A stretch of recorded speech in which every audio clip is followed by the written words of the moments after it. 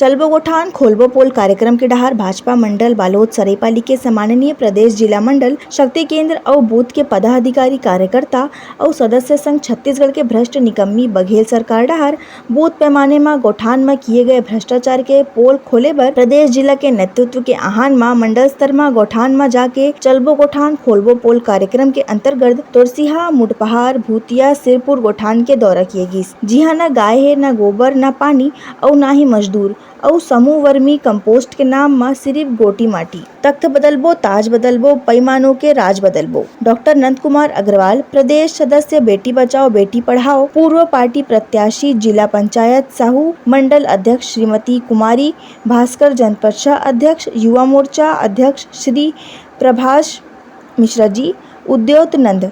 Bureau report, Utlangha news.